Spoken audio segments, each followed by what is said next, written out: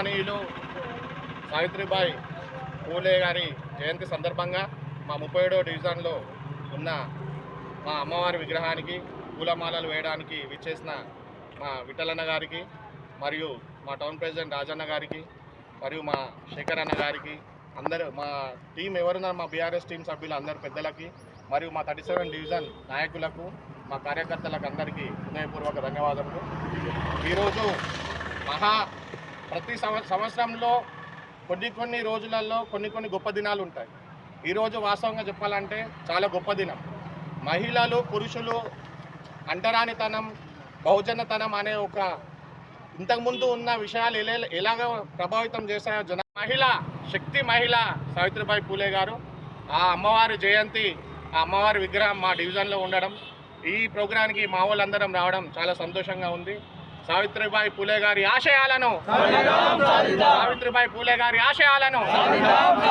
జై తెలంగాణ, జై తెలంగాణ.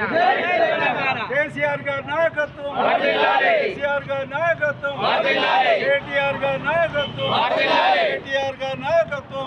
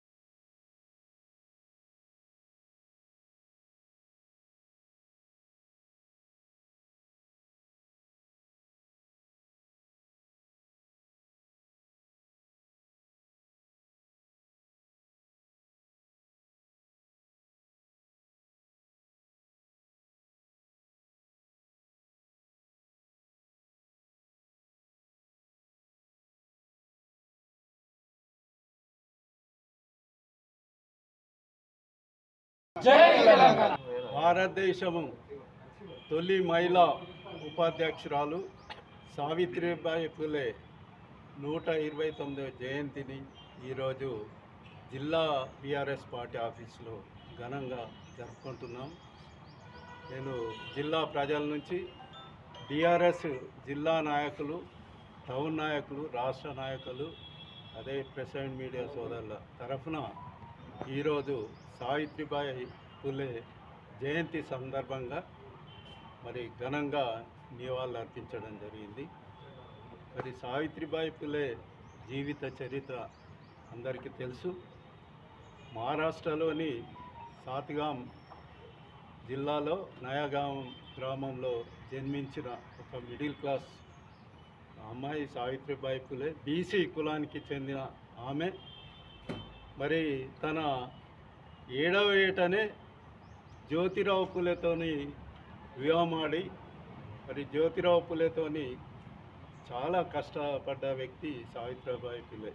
పొలం పని చేస్తూ ఉంటే పొలంలో వెళ్ళి ఇద్దరు కలిసి భార్యాభర్తలు పనిచేసిన ఆ రోజులు గుర్తుకొస్తూ ఉన్నాయి. మరి అట్లాగే చాలా అభ్యుదయ భావాలున్న వ్యక్తి సావిత్రిబాయి పూలే.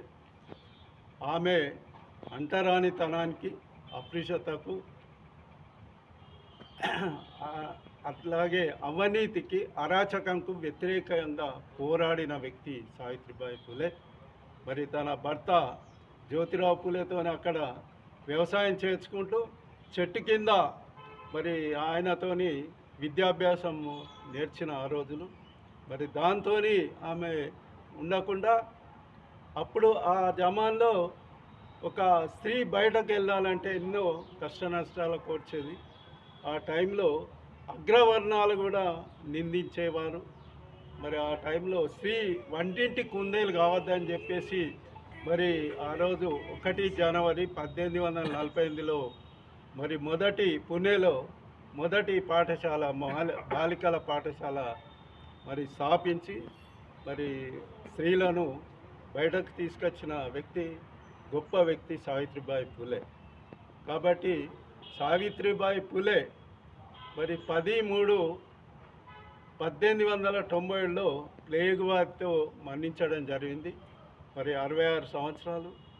మరి ఆమె చేసిన సేవ ఒక సామాజిక వర్గానికి కాదు, ఒక బీసీ వర్గానికి కాదు, అన్ని వర్గాలకు వర్ధిస్తుంది.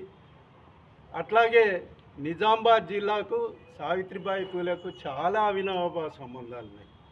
నిజామాబాద్లో కానీ, ఇటు బోధన్లో కానీ, కొండలవాడి కానీ, నాందేడ్ కానీ, ఆదిలాబాద్ కానీ ఆమెకు బంధుత్వం కూడా ఉన్నది. బీసీ కులానికి, మున్నూరు కాపు కులానికి చెందిన వ్యక్తి కాబట్టి ఇప్పటికీ మరి బంధుత్వం ఉంది.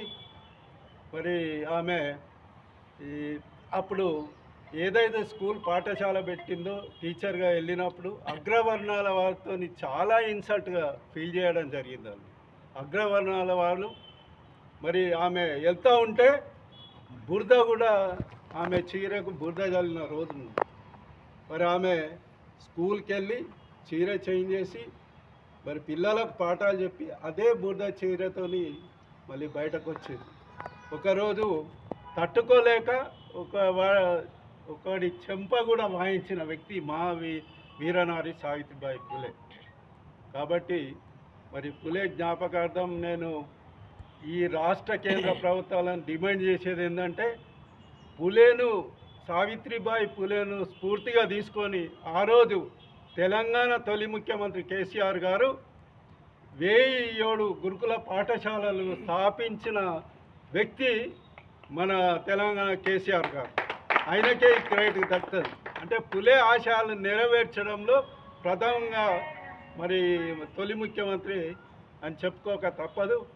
ఈ రాష్ట్ర కేంద్ర ప్రభుత్వాలను కూడా నేను ఈ సందర్భంగా డిమాండ్ చేసేది ఏంటంటే మరి ఇక్కడ ఏదైతే ఉందో పూలే విగ్రహాలు ప్రతి జిల్లాలో పూలే కాంస్య విగ్రహాలు పెట్టాలని డిమాండ్ చేస్తూ, అట్లాగే రాష్ట్ర ప్రభుత్వానికి మీరు కామారెడ్డిలో మరి ఎన్నికల మేనిఫెస్టోలు కామారెడ్డి వచ్చి సయాన రేవంత్ రెడ్డి వచ్చి బీసీలకు 42% రిజర్వేషన్ ఇస్తామని చెప్పారు.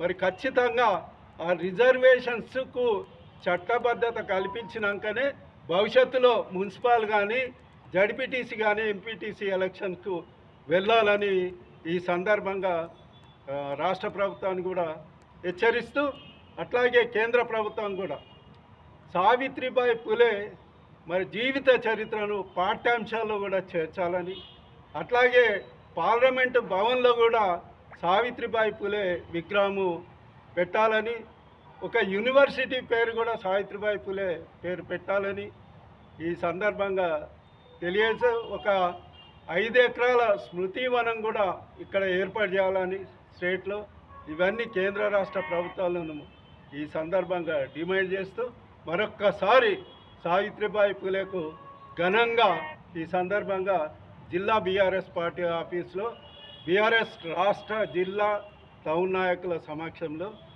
ప్రెస్ అండ్ మీడియా సమక్షంలో ఘనంగా నిర్వర్తించడం. ఈ సందర్భంగా మరొకసారి నివాళులు అర్పిస్తూ ఉన్నాం. జై సావిత్రిబాయి పూలే. పూలే నిమ్న వర్గాలైనటువంటి అట్టడుగు వర్గాలకు చేసిన సేవ ఎంతో గొప్పది. ఆమె ఏదైతే మహిళలు విద్యాపరంగా పైకి వస్తే వాళ్ళ కుటుంబం బాగుపడుతున్న ఉద్దేశంతో మహిళల విద్య కోసం ఎంతో కృషి చేశారు. అలాగే సంఘ సంస్కర్త, ఈ విధంగా చెప్పుకుంటూ పోతే ఆమె గురించి చాలా ఉంది. అయితే తెలంగాణ ఏర్పడ్డ తర్వాత మా కేసీఆర్ గారు ఇటువంటి సంఘ సంస్కర్తలను, ఉద్యమకారులను, అప్పుడు పోరాడిన వీళ్ళని అందరినీ కూడా ఒక తాటిపైకి తీసుకొస్తూ వాళ్ళ మన జయంతిలు వర్ధంతులు నిర్వహించడం జరిగింది. దాంట్లో భాగంగా ఈరోజు ఇక్కడ తెలంగాణ భవన్లో నిజామాబాద్లో ఆమె ఫోటోకు పూలదండలు వేసి నివాళులర్పించడం జరిగింది. అయితే కేసీఆర్ గారు వాళ్ళు మర్చిపోకుండా వాళ్ళ ఆశయాలు కొనసాగిస్తూ తెలంగాణను ఎంతో అభివృద్ధి పదం నడిపించారు. మనం చూసినాం, గత ప్రభుత్వాలు చేయలేని పనులు ఎన్నో తెలంగాణ వచ్చిన తర్వాత మనం సాధించుకున్నాం. ఆ రకంగా వస్తే నిజామాబాద్కు వచ్చేసరికి అంటే మా గణేశన్న కూడా నిజామాబాద్కు వినలేని కృషి, గత 60 ఏళ్లలో చేయని డెవలప్మెంట్ చేసి చూపించిండు. తను ఏ రాత్రి వచ్చినా కూడా ఎక్కడెక్కడ వర్క్ జరుగుతున్నాయి, డెవలప్మెంట్ కార్యక్రమాలు ఏం చేస్తున్నారు, తన స్వతహాగా ఇంజనీర్ అయినందున ప్రతి పని దగ్గర చూసి క్వాలిటీ పరంగా ప్రతి పనిని బాగు చేస్తూ ఈరోజు నిజామాబాద్ రూపురేఖను మార్చడం జరిగింది. రాబోయే రోజులలో కూడా మళ్ళీ కేసీఆర్ సీఎం కావాలి, మా గణేష్ అన్న ఎమ్మెల్యేగా గెలిచి మినిస్టర్ అయ్యి మళ్ళీ ఇంకా నిజామాబాద్ ఇంకా ముందుకు తీసుకోవాలని కోరుకుంటున్నాను.